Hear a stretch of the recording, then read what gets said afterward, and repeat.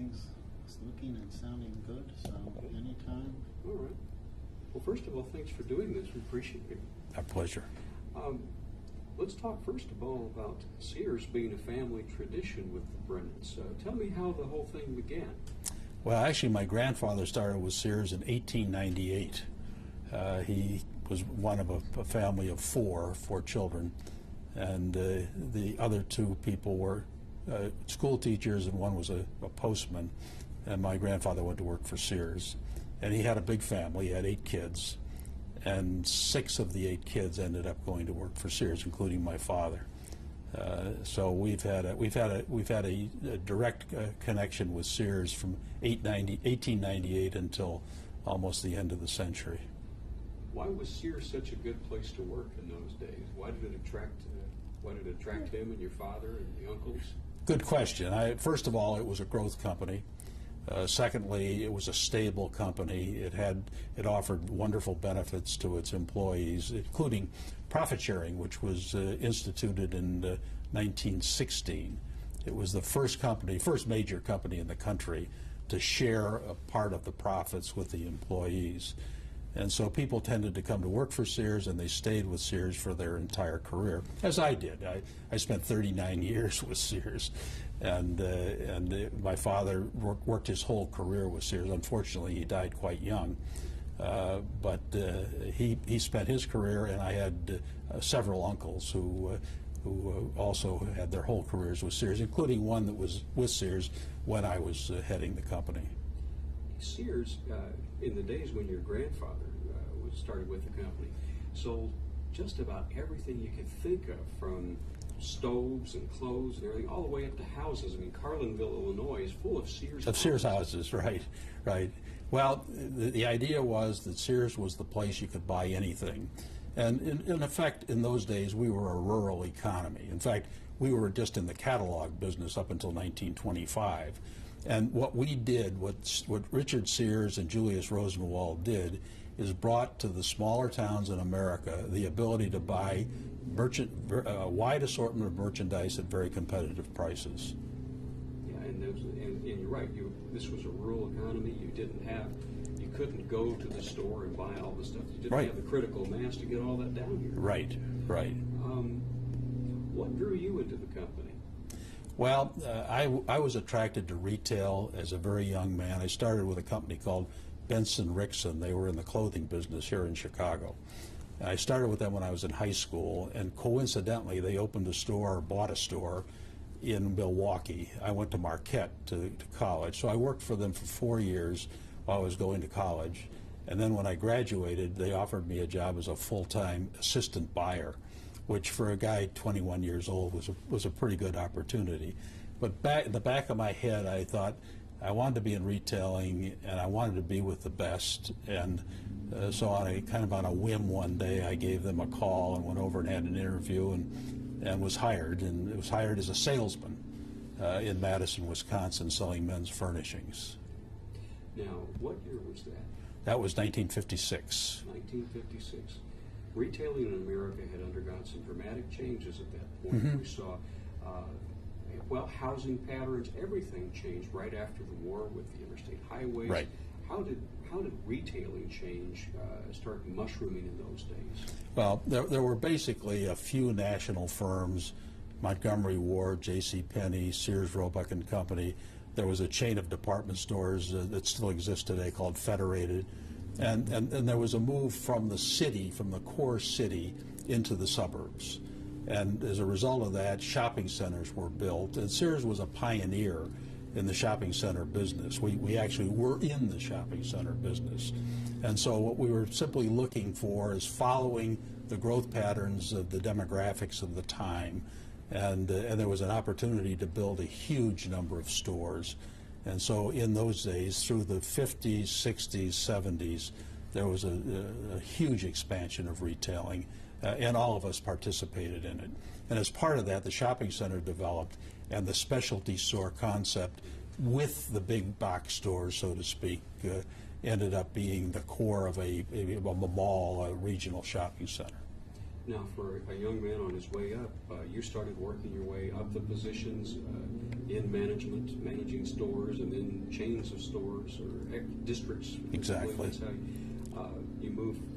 I believe your first assignment was in the South. Was that correct? No, my first assignment was in Baltimore. I went to Baltimore to be a store manager. I ran 2 different stores in Baltimore. Then I went to New York, to Buffalo, to Philadelphia, to Boston, to Atlanta, and I finally ended up back in Chicago. Okay. And obviously the company thought that that you had something going for you, and you were moving up the ladder. You were in Chicago. What year was that? Well, when I left Chicago in 1967, I went out to be a store manager in Baltimore, and I ended up coming back to Chicago in 1980 as president of the company. So a certain amount of luck, took place, and a willingness to move and to do different things. And unfortunately, I had a family that was willing. I had 6 children and a wonderful wife who were willing to follow me from town to town, and we ended up back home. Now, that was 1980. 1980, I came back as president. Came back as president. The company was diversifying. It was doing a lot of different things. And a lot of other companies were doing that. You saw insurance companies buying into media properties and things like that. Mm-hmm. That was the 80s. How would you describe that decade for your company? Well, my predecessor, Ed Telling, who was a brilliant guy, had a vision of expanding into financial services. And he did it. We bought Coldwell Banker, Dean Witter. We had Allstate. Allstate was a wholly owned subsidiary of Sears that we started from scratch back in the 30s. And we had a big credit card business. So we were very deep in financial services. Essentially what happened is Ed Telling gave me the merchandise company to run. And while I was running the merchandise company, he went off and did this expansion. When did you become CEO? I became CEO in 1985. I was running the merchandise company up until that point. Before I became CEO, I was made COO of the entire company. So for about a year and a half, I ran the businesses, reporting to Ed Telling, but I was kind of running the things on a day in and day out basis. In '85, I became the president, chairman, and CEO.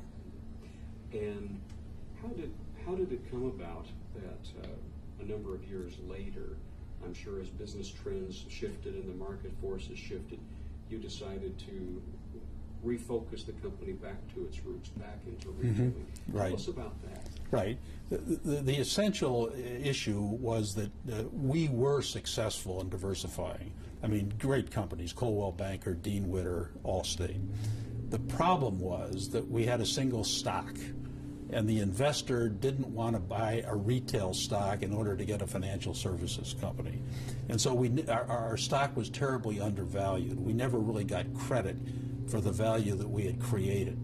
And so after a lot of reflection and a lot of work with outside help, investment bankers, for example, we decided to break up the company. And we took Allstate public. We took 20% of it public in an IPO. We took Dean Witter public, 20% in an IPO. And then subsequently, over a 3-year period, we spun the balance of Dean Witter and Allstate to the Sears shareholder. And we created an enormous amount of value. And here in 2005, if you look back, the market cap of the total company, that is the price of the stock times the number of shares outstanding, was about $10 billion. Today, Allstate alone is $40 billion. Morgan Stanley, which we subsequently merged with, Dean Witter merged with Morgan Stanley, has a market cap of $60 billion. And Sears has a market cap of $25 or $30 billion. So if you look at the value created, we went from about $10 billion to arguably about $100 billion in value. So the companies were solid. They've done incredibly well. It's just that the way the investor looked at where we were, they didn't understand what they were buying. And ultimately, it all proved successful. It turned out okay. Turned out very okay.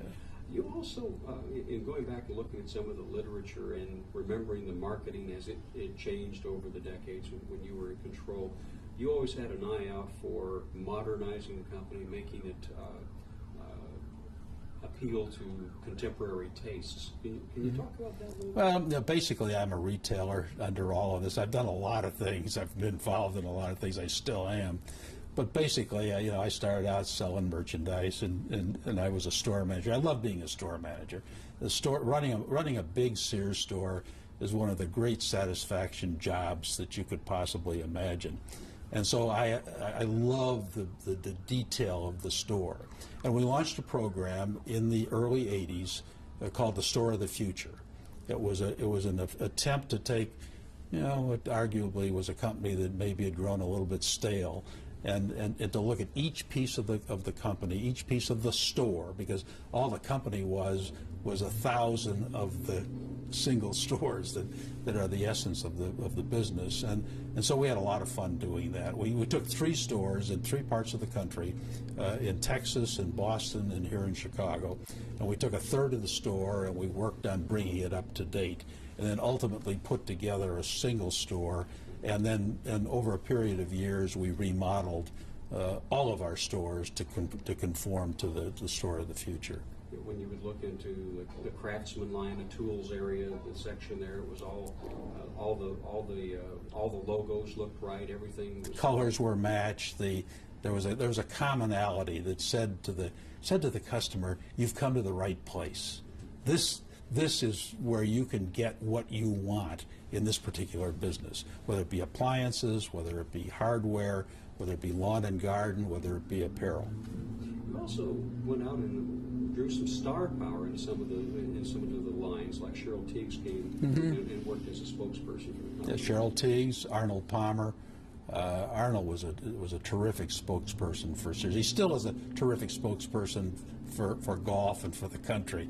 One of the most wonderful people I've ever worked with. But we had a whole group of people that were supporting us that way. And let's see. Reflect, if you will, on going from working as someone behind the counter, you know, at the local Sears store, becoming a manager of a store, and then around the districts and then on up. How did working behind the counter help you in the positions you eventually had with the company? Well, basically, you know, what merchandising is selling merchandise to people, and you have to know people, and you have to have worked. I believe you have to have worked face to face with people, and hopefully, I've never changed. I mean, I'm still basically the guy I was in 1956 when I was selling long underwear to people, to the farm community in Madison, Wisconsin, and it's just kind of part of my makeup. So I was just fortunate to be able to move from job to job, from level to level.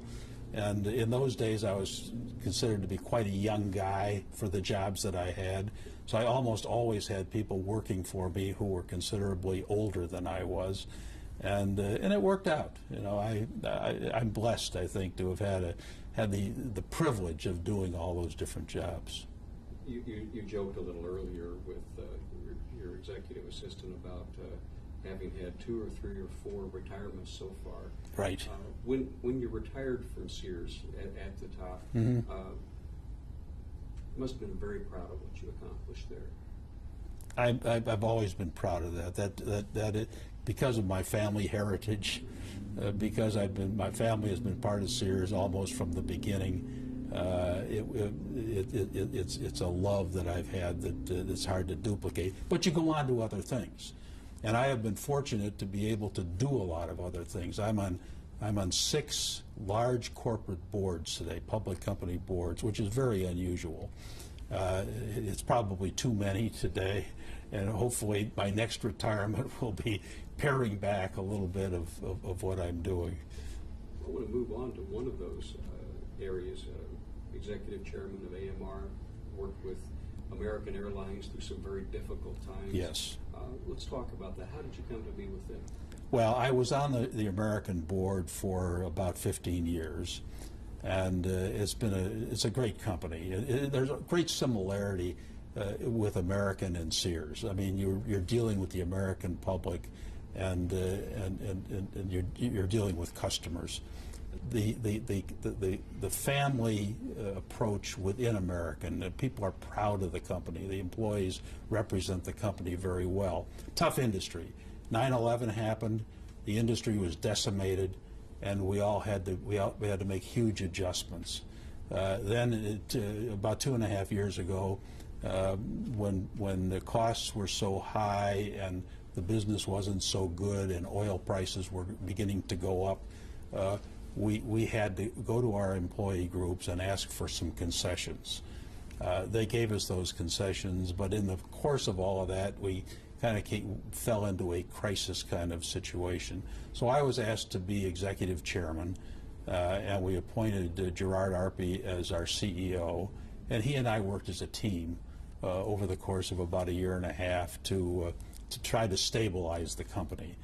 We were about that far from bankruptcy, not a secret. Everybody in the industry knew that, and that's a scary thing to go through. And so when you go through a scary time, you need stability, and I guess I was kind of part of that stabilization. I'm extremely proud of what's happened. We just finished the second quarter. We made money in the second quarter, first time since 2000 that we've had a profitable quarter. The company is stable. We have a strong cash position, and the planes are full today.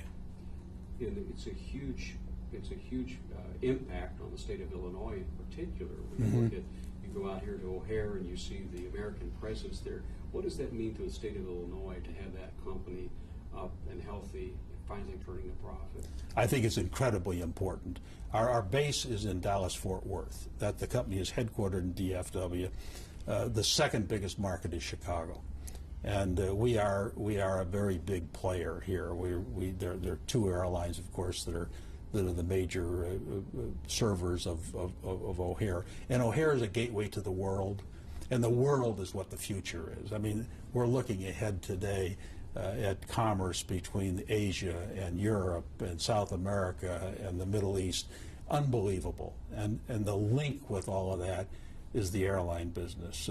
We're going to launch airline service nonstop Chicago-Shanghai in the spring. And we're going to in the late fall institute service to Delhi, nonstop service Chicago-Delhi. And so O'Hare is a linchpin in the world economy, and we're a very important part of it. And I know that you were active in the expansion of O'Hare and all of the work that went on in that. We've been working on it for 15 years, and I think it's going to take place. I would say it is going to take place. In fact, just this week there was a vote of support for the O'Hare expansion plan. We desperately need a couple of more runways at O'Hare. The problem is not the airport itself. The problem is when weather moves in. And when weather moves in, you have to stretch out the number of flights that are taking off and landing. And when that happens, there's delays that take place all over the world. Well, I know it backs up everywhere when that happens.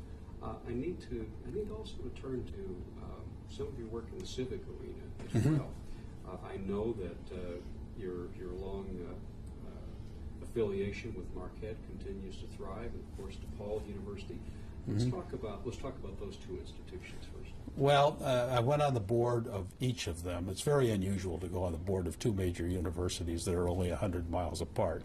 I ended up as chairman of the board of Marquette, did that for 4 years, and then subsequent to that, when my term ended, I was asked to be chairman of the board of DePaul. So I have chaired 2 major universities, and I've had great satisfaction from that. It's a whole different world in some ways. In other respects, it's the same. But you don't make decisions in quite the same manner in a not-for-profit world as you do. In a corporate world, you make the decision and bang, you do it. There's a little more reflection that takes place in the other world. I've also, for the last 7 years, I'm in my 7th year as chairman of the board of Rush Presbyterian St. Luke's Medical Center. And we were in a kind of a turnaround situation there that has happened, and we're very pleased with that. Well, you mentioned that the healthcare industry and everything that's happened with that in the last 20 years, the growth of Medicaid spending, everything, its relative impacts on things. Not easy running a healthcare organization No. in this kind of environment, especially one that serves such a diverse population here. Mm-hmm. The underlying fact, though, is that healthcare is a growth industry. Fortunately, we're all living longer. That we have problems that develop, but they can be fixed. I mean, it's a miracle what's happened in our ability to help people live longer and fuller lives.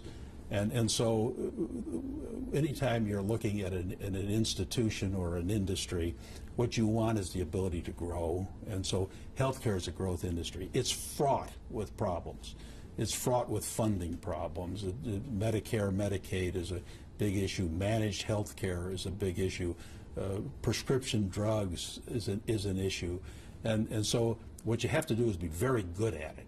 There is no way you can be a mediocre player today in the healthcare industry and survive. And so you have to have good people who run places very professionally, who are at the cutting edge of what's going on, and have an incredibly good medical staff. That's what we have at Rush. How does Rush fit into the local healthcare scene here in Chicago? The Chicago healthcare scene is pretty fragmented. For most cities, it's compared to most cities, it's very fragmented. You have 5 academic medical centers in the metropolitan area. That's quite a few. Academic medical centers is where it all happens. It's where you educate new physicians. It's where you do research to help the future, and you apply that research in the hospital clinically. And that's what Rush is all about. Here we're blessed in Chicago to have a number of institutions, and we all have a piece of the pie, and we're all competing with each other in a way. And what we're proud of at Rush is our medical staff. We have just an unbelievably good medical staff and an extremely strong nursing structure. We are a magnet nursing hospital, which is recognition for an outstanding nursing program. The only full-service hospital in Chicago that has that designation. What would you have to say about the importance of civic involvement for a corporate executive such as yourself? You have the talent, you have the business sense, you have the connections to do an awful lot of good just with picking up the phone and making a call or two. You have to give back. I mean, it's incredibly important when you're privileged to do all the things that many of the CEOs have been able to do. You have to give back. And we have a remarkable business community in Chicago. Most of my associates, most of the people that I work with are friends. We know each other. We help each other, whether it's Millennium Park or whether it's Rush or whether it's the United Way. We work together, and we try to find in our schedule enough time to devote to that, and there's great satisfaction from that. Chicago's a vibrant community. I mean, we arguably are one of the best cities in the world in which to live. Our quality of life here is extraordinary, and a big piece of that quality of life is the result of the involvement of the business community. I know that you can draw a lot of satisfaction from the various areas of your life and the involvement you've had. What gives you the biggest satisfaction as you look back on things where you are now? Oh, my family. I have 6 children. I'm proud of every one of them. They're all doing good things. They're all good people. They live around the world. My oldest son lives in Hong Kong, for example. We were gypsies when we were moving around, and so I've had the opportunity to offer them the chance to see the other part of the world, and they've picked it up and run with it.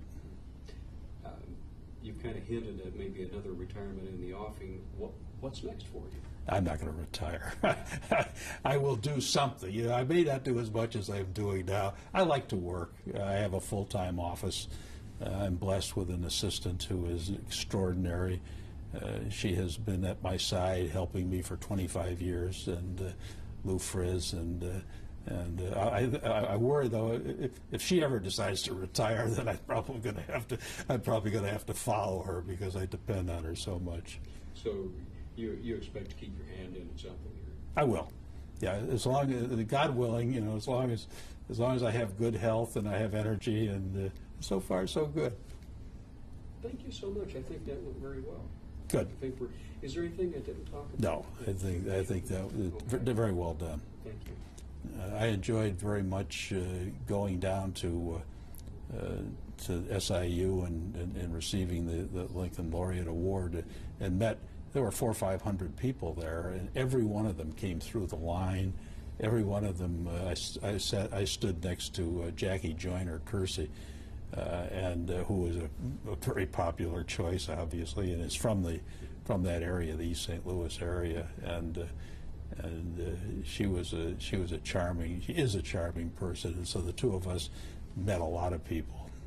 You look at the people that, for example, this year who won the award, such a diverse group, and all the stuff that they do is just amazing. It is amazing.